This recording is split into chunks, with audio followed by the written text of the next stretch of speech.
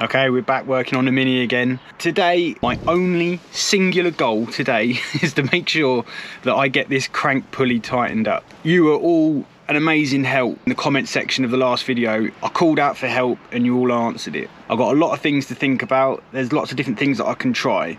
But I think the best place to start is probably with the most logical and the simplest. Shout out to Robert Fizek and to Paul Burgess, who both suggested something that when you hear it, you're going to be like, of course. Not to say that that is actually going to work, but the second I read both the comments, I was like, oh, for God's sake, it could well be that. And it is very simple and very basic. So I'll state the problem again for anyone who hasn't seen the last video, and that is I am trying to do up the bolt on my crankshaft pulley. Now, when I try to tighten up the bolt, it's spinning the engine. The gearbox is in gear and I had the brakes applied, but the bolt was still just spinning loosely. I couldn't actually tighten it down. What Robert and Paul have suggested, because they're eagle-eyed and I imagine experienced and smarter than I am, is that I think they both noticed that the engine is probably still spinning, even though the gearbox is in gear. Because if you look at this, I don't have a retaining bolt on the disc and I don't have any of the wheel studs in. So this disc is actually, look, free to spin independently of the drive shaft. So it doesn't matter if I lock the discs in place by putting a screwdriver in here or by pushing on the brakes. It doesn't matter because the drive shafts will still split. I can turn that by hand, look. Ow, it hurts, but I can do it. So it doesn't matter that the brakes were applied. I reckon it may, I'm hoping it's as simple as putting a couple of wheel studs in, because I left them out on both sides. That will actually lock the discs to the drive shafts, and with the car in gear then as well, I should be able to tighten that bolt.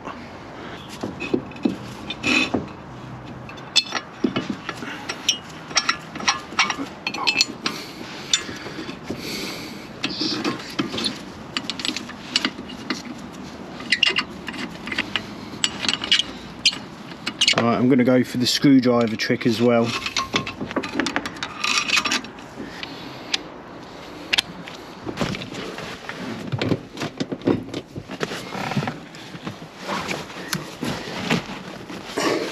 So now hopefully that's locked the engine. I'm optimistic, but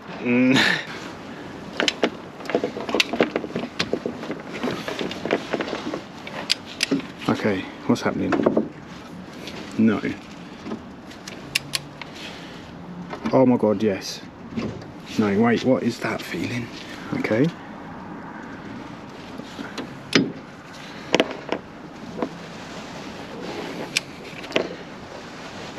Oh my God, I think it's working.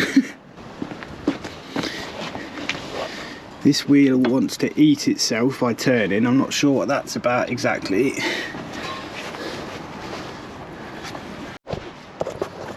So I've just wrapped an old auxiliary belt around there and around this steering thinger, you know, where the steering connects to on the wheel carrier, just to stop this whole assembly from spinning, which is what it was doing just then as I was trying to tighten the bolt. Let's go again.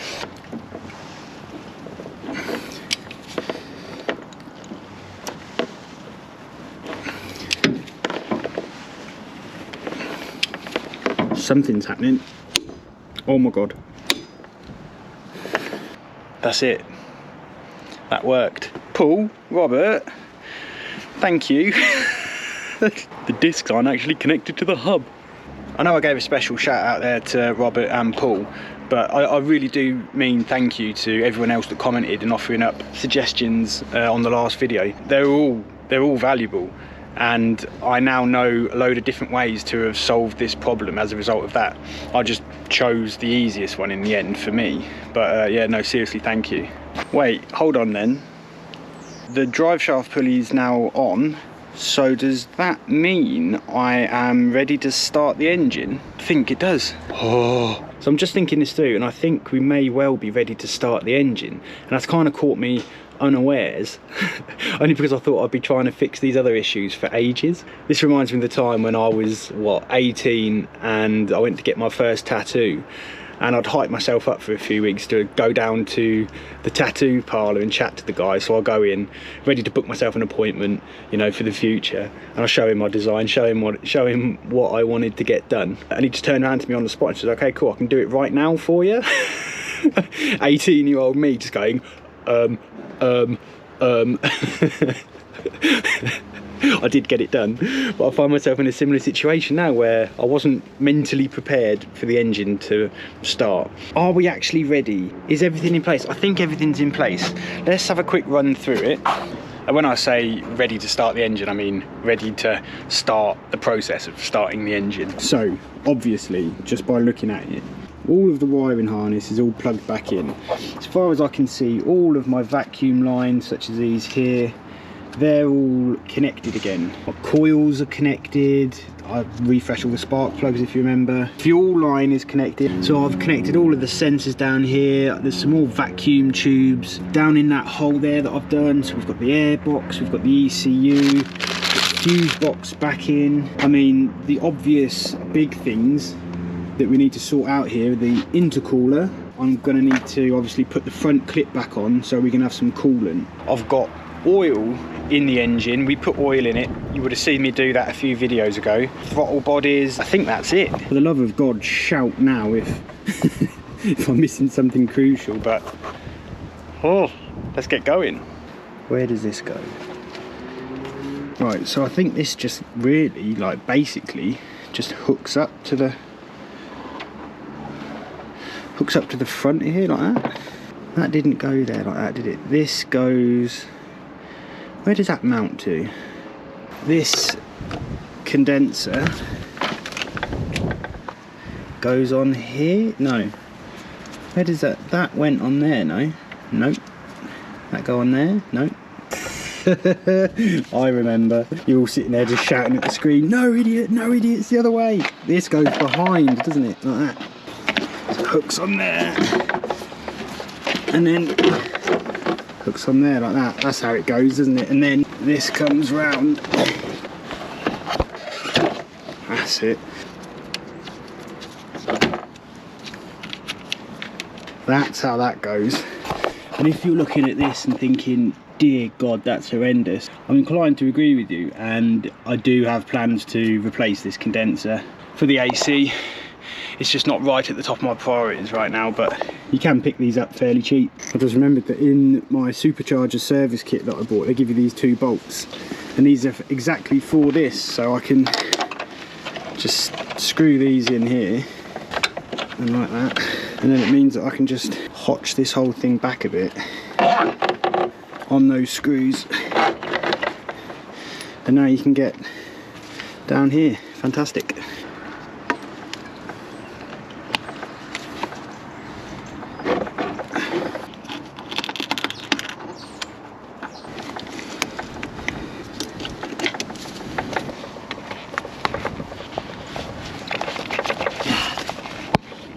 Yeah. Oh, go on. Oh, yes. Yeah. That's it. It's on. Okay, so we've got a few electrical connectors. Does it go like that? Yep. Okay, so that must go on there.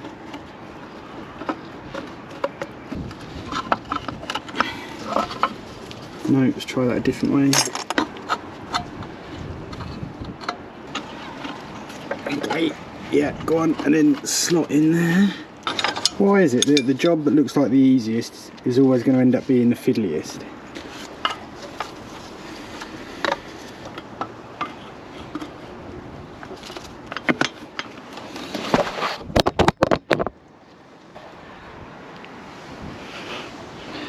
And that, ladies and gentlemen, is why I use a GoPro.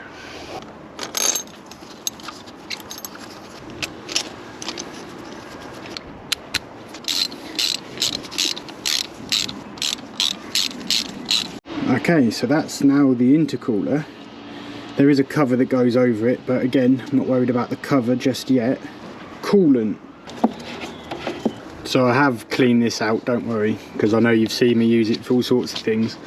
And got some G48, which I do believe is the correct antifreeze mixture coolant stuff. Actually, I think before doing that, I'm just gonna make sure that the bleed valve here is open, just so it starts pushing out a bit of the air as it fills up.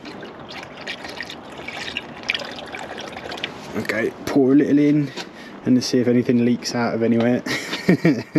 Highly possible, no, highly probable. I think we're good so far. Okay, I mean, that should be everything. So what I'm not going to do is just obviously just start cranking the ignition and seeing if the engine starts. I've only seen one other person start a Mini engine again from rebuilding it, and what they did was they simply unplugged the coil packs, cranked on the ignition 2 or 3 times just to build a bit of oil pressure, then plugged the coils back in and then got going again. I don't think that I need some kind of big drawn out starting process, because this engine never went completely dry. It wasn't a rebuild as such, so there's still oil in it, and I know there's actually still some coolant in there as well, because you could see it in the block when I took the water pump off. Build a bit of oil pressure and then go gung-ho. Okay, so that is the coil pack unplugged. I am genuinely nervous about starting this engine. Like, I'm actually shaking a bit. It's like all roads have led to this point, and hopefully I just haven't missed anything. Now, I think, you know, I might be thinking about this a bit too much. I'll probably just start this, and, you know, if something isn't connected properly or something is loose, then it's not going to be catastrophic. I hope. I mean, actually thinking about that, it probably would be, wouldn't it, if it was the chain or the belt or something. Oh, it's not even worth thinking about. Don't even think about that. So I think just crank it a couple of times, the ignition, to build some oil pressure. I'm sweating.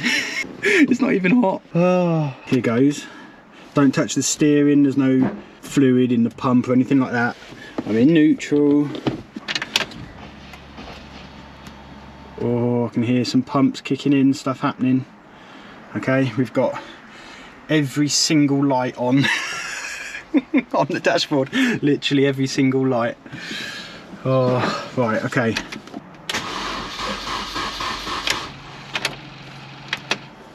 Okay.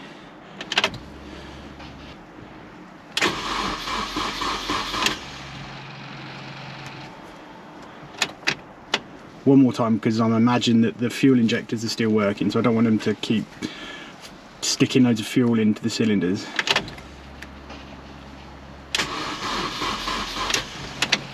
Okay, just gonna reconnect the coil packs quick. Right, okay, that's coil pack connected. I don't know why I'm so nervous. Okay, here we go then, I suppose. Is that everything? That's everything, right?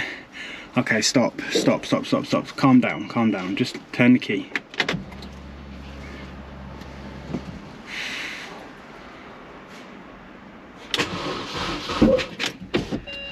Oh, that wasn't good. What the what's that? Okay, I'm not sure if I'm just paranoid about what that was, or if, because I imagine there's loads of stuff that's just got to kind of like settle down. It's all, everything's been out of whack, out of kilter.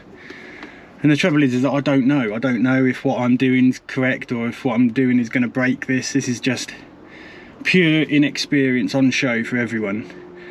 Give it another go, maybe.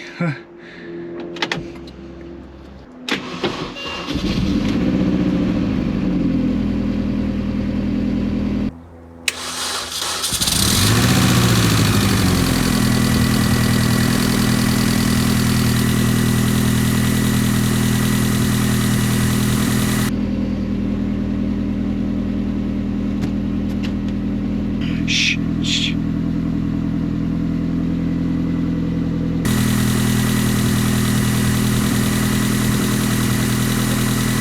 I've done it. Oh my god, I've done it. Can you hear the death rattle? No, me neither.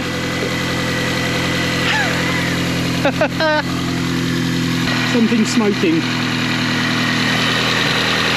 It's okay, that's smoke. I literally, a minute ago, I did top it up with a little bit more oil and I spilt a bit, so that's just on the manifold.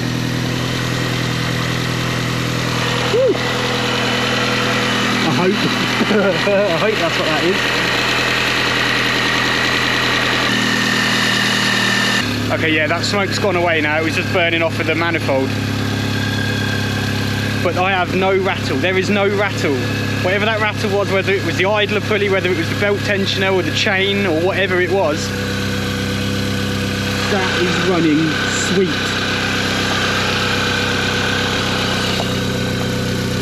Yes!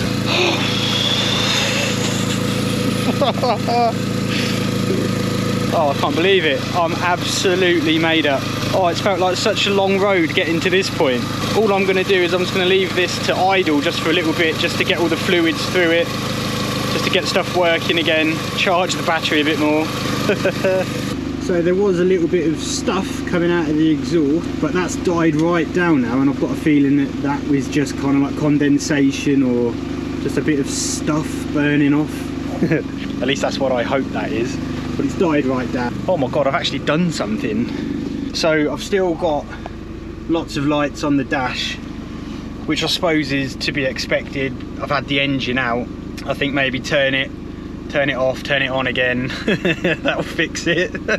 No, I do have a scan tool, so when everything's properly plugged back in again and good to go on the road, I shall plug the scan tool in and see if I can clear all the codes. Dare I rev it?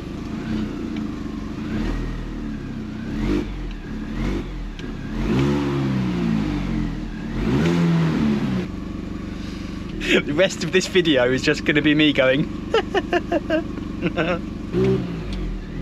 It's got an aftermarket exhaust on this, don't forget, so it sounds a bit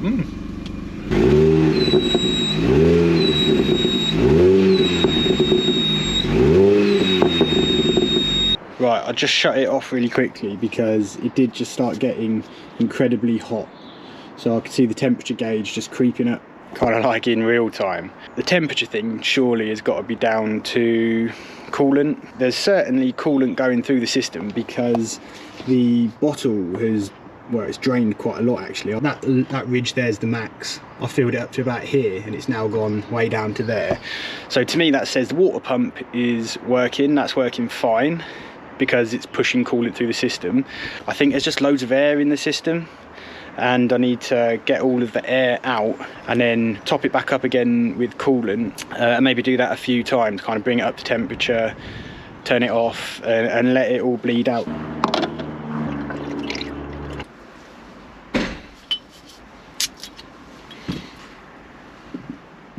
Why are you drinking in the middle of the afternoon, Nino? Well, firstly, I'm celebrating. Secondly, I'm self-employed, so I do what I want. And thirdly, one of my amazing viewers actually bought this beer for me.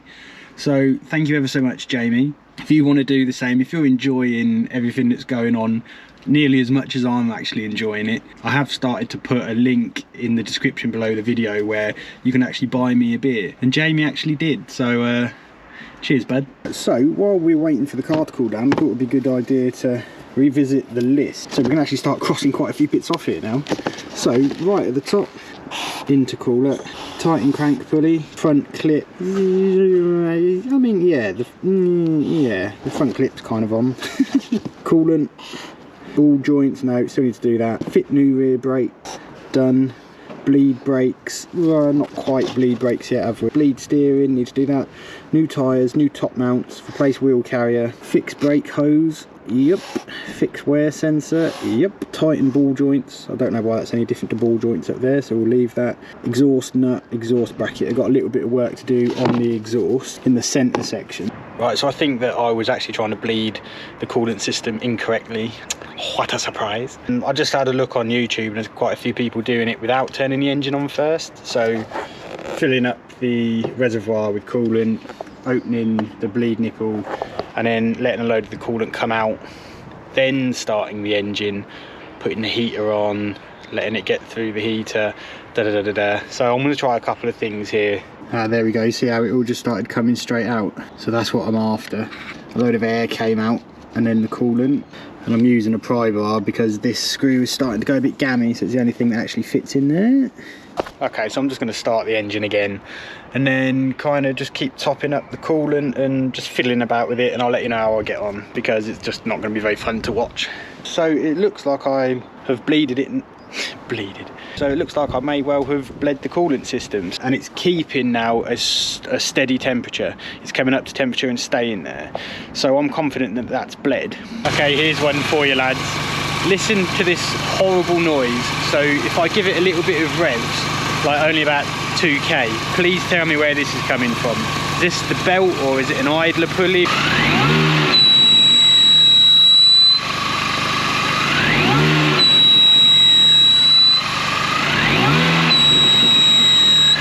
Oh, that is horrendous.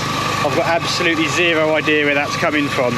Most of the reason is because I can't actually get my head in there and rev it at the same time, obviously. So if you reckon you know what that is, please let me know, because if it's a belt slipping or something like that, then obviously I need to see to it before I can put all of the front clip and everything properly back on. So this has been a good one today, boys. I never thought I'd see the day, to be quite honest with you. So high on the list now, we've still got to bleed the slave cylinder. We've still got to do the final proper bleed of the brakes. We need to replace that passenger side wheel carrier, and we've got top mounts to do. And then it's pretty much MOT time. But that's all still to come. I will see you in the next one.